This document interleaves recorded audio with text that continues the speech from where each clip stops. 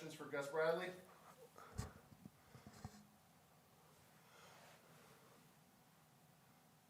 Hey Gus, this is Tashawn Reed from The Athletic. I know things are kind of in flux this week with some of the guys that you've had go on the COVID list, but with the secondary, you have some guys. I know Nate Hobbs came back last week, but he didn't play on defense, and you may have Casey Hayward this week. You may not. So how are you kind of approaching things just in the secondary rotation?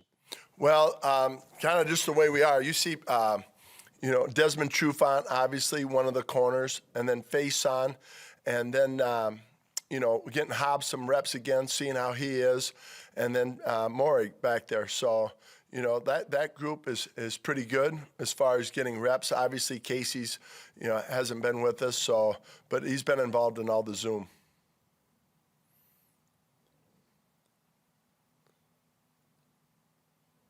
So, yeah, Coach, Jonathan Taylor, obviously a superstar running back for the Colts. What makes him so special, and what do you guys have to do against him? And I guess, obviously, you can't just focus on him because they have so many other pieces. Sure. But, how do you balance that? First of all, just talking about him, he's a bigger-bodied back that is extremely fast, so he's got a really rare combination. He's got very good patience. Their front line is very good. Offensive line, they do a good job holding on blocks. And so gap integrity is very important for us this week. They're physical up front, and he's got the patience to trust it. We have a saying that, backs will run through darkness because it might appear dark at times, but they trust that eventually open up. He does a great job running through darkness. And that darkness isn't there very long. It opens up pretty quick. So he's got the size, he's got the speed. Once he gets out in the open, he's got breakaway speed where he can take it the distance. So rare combination from him as a running back.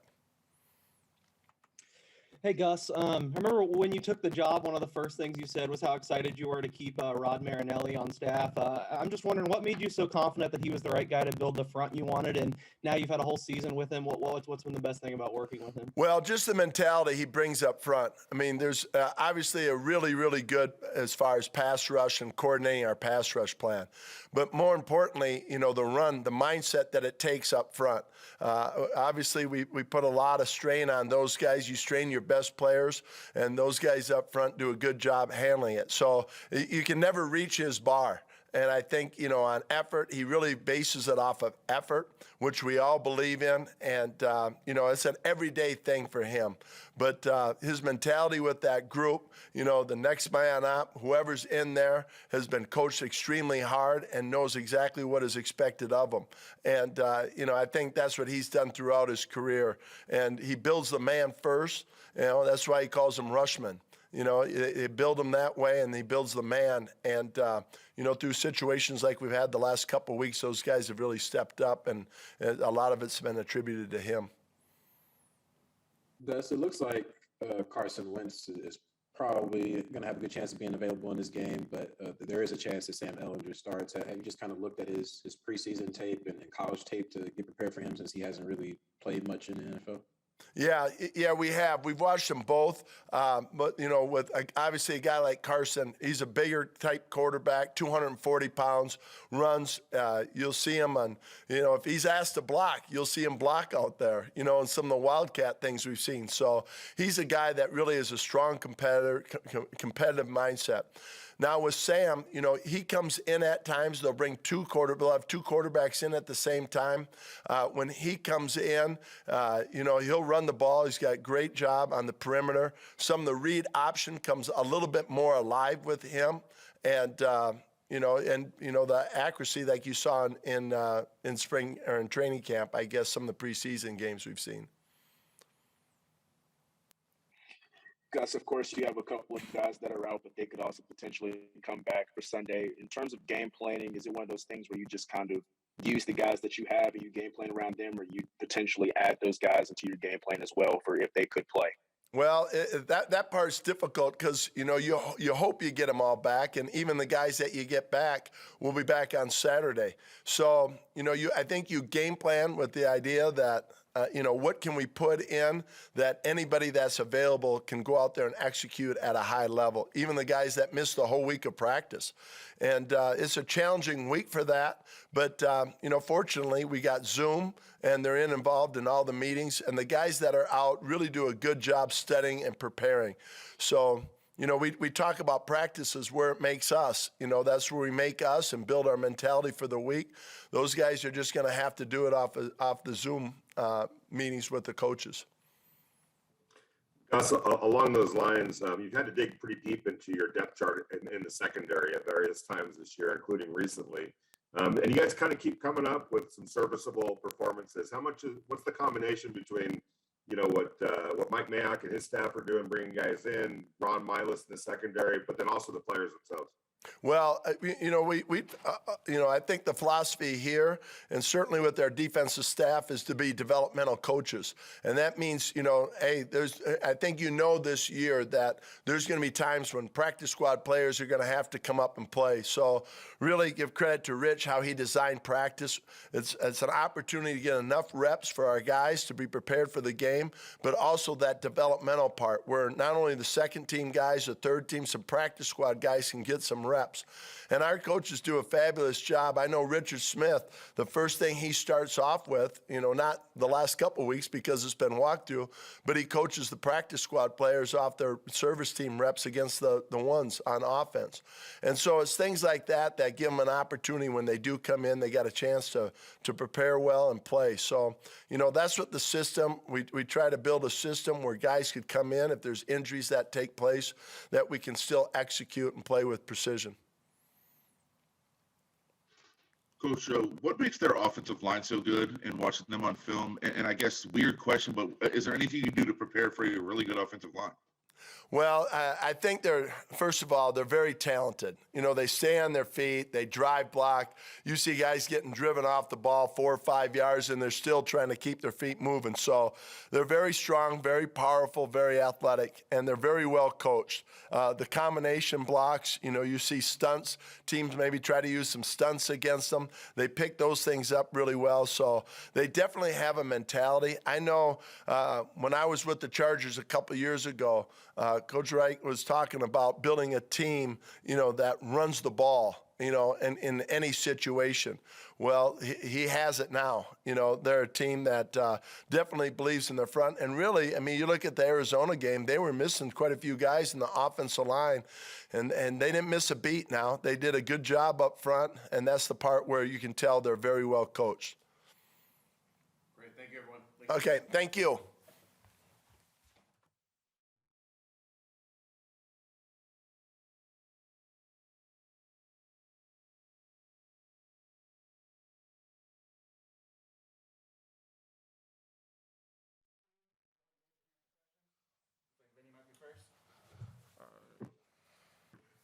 Hey, Desmond, you came here, kind of late in October, and you're obviously getting on the field. A lot of secondary players are getting on the field because of various circumstances with COVID-19 and injuries. How close is that group? And is there a confidence level in that room that whoever's out there has a chance to get the job done? Oh, yeah, the group's real close. We got a tight-knit group. We work hard every day, watch film. We always communicating. So, whoever's out there, is ready to go, ready to compete, and ready to get the job done. So we've been, been solid last couple of weeks. Just got to keep that going.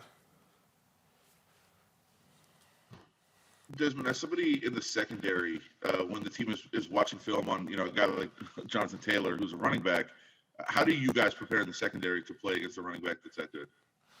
Well, DBs is kind of the last line of defense, if a guy breaks or whatever, we got to get the guy down on the ground and give us a chance, to line back up. We got to defend every inch. And I know the backers and the D-line, they're going to do a great job of containing him. But just in case if he does break, we just got to get him down and give the defense another chance to line back up.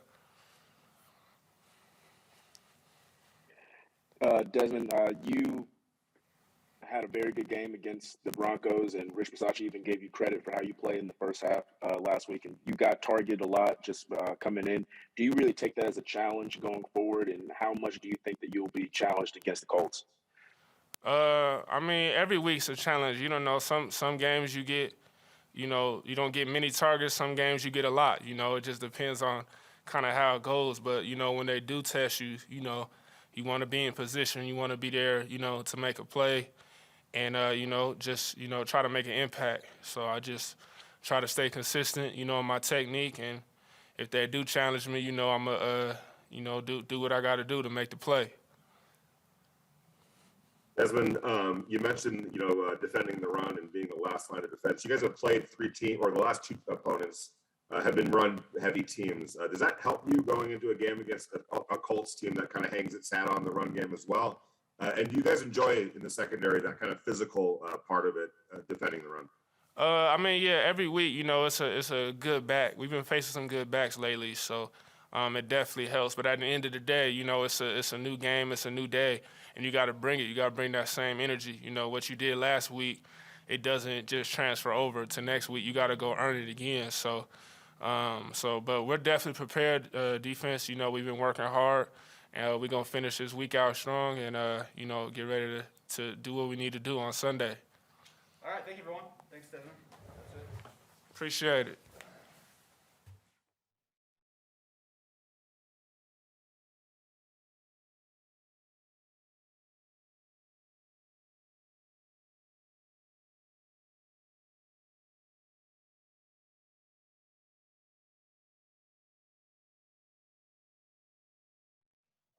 We got Coach Olson, hands up for questions. Hands up.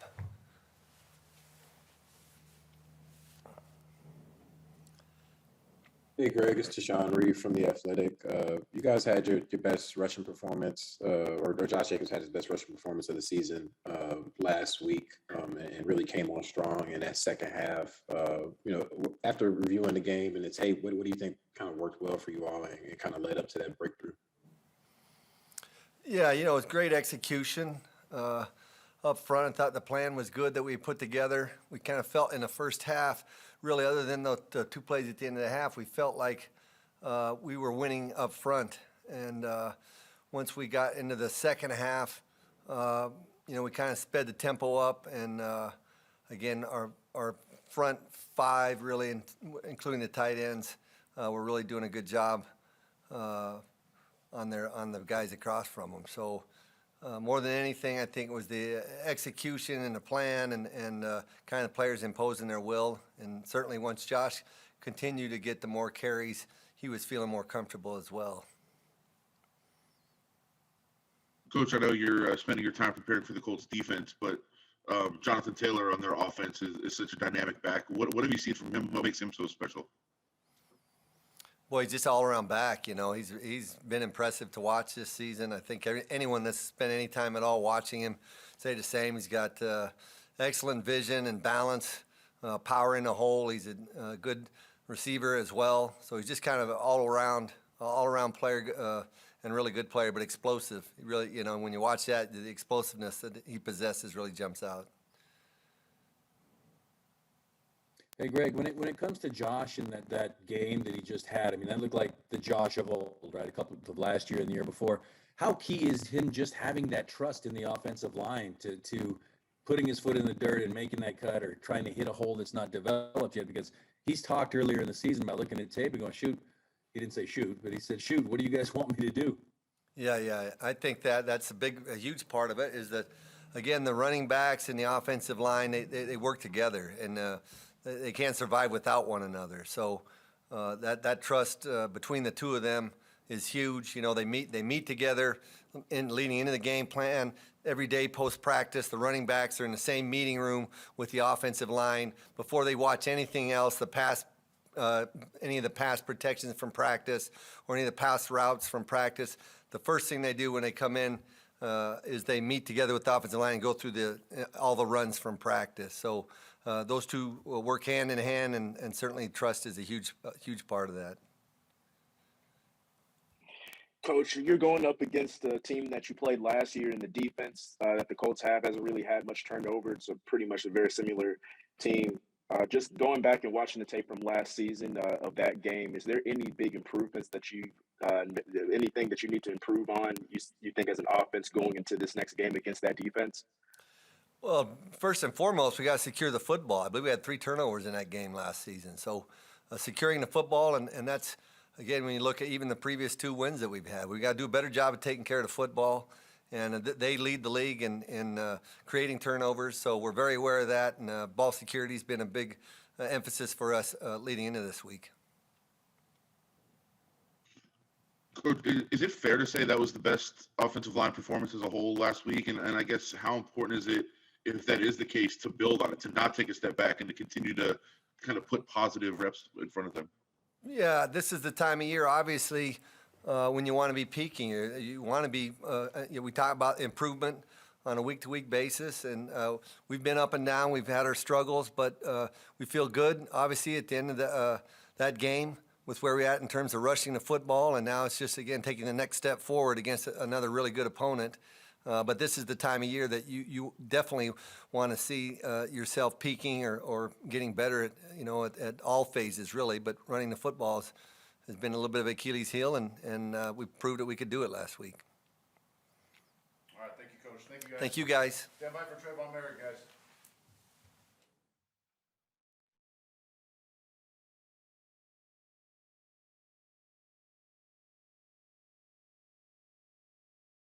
Hands up for questions.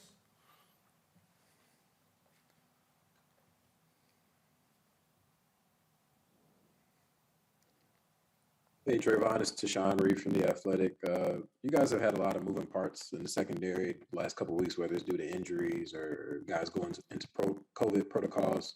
How have you all just kind of stayed together as a unit and still been able to perform on the field, despite not necessarily knowing who's going to be out there from day to day?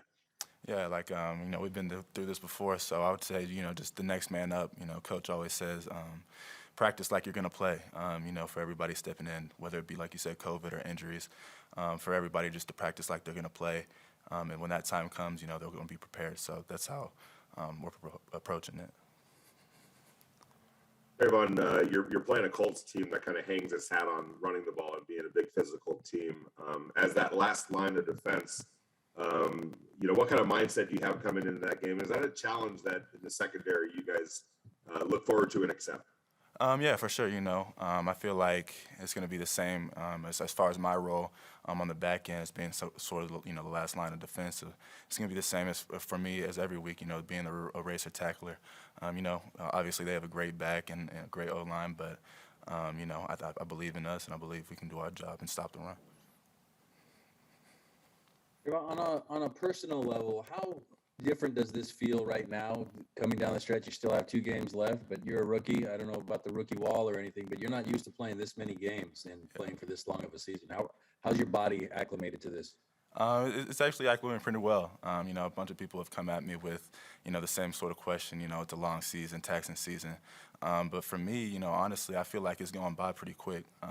It's after one game, it's just right to the next, and I feel like, I'm having fun. I think it's just going by pretty quick. But I'm loving it. I'm loving my time. So no rookie wall yet. Hopefully, I don't think so. I don't think it'll come. So. Hey, Tre'von, you guys, your defensive line's been so good all year. And I think yesterday Coach Bisaccia said in a lot of ways kind of the whole team starts there. I know you're behind them, but what's it been like playing behind them? What stood out the most about that unit this year? Yeah, like you said, it all starts up front. It's funny because me and Max were actually talking yesterday because I'm 15 yards deep, so I can see everything happening in front of me. And I just see all the guys in the front just going off, going crazy. I see Max flying around, Yannick doing his thing, all them boys up front. So it's fun to see them back there and be another set of eyes back there to see everything. You mentioned your body's holding up well through this pro season. This has been a wild season, on the field, off the field for this team, for this franchise. To go through this as a rookie, how have you kind of dealt with it mentally, and has that part of it been taxing for you? For me, I just try to approach it, kind of just like a professional, just making sure I'm taking care of my body, get work done, whether it be in the facility or back home. Just making sure I'm putting the right things in my body, taking care of my body, and then I'm just going out there and letting it loose on Sundays. So I got to thank God for that as well, keeping me safe and healthy as well. So that's kind of how I approach it too. All right. Thanks, guys. Appreciate it. Thank you. Thank you. I appreciate your time.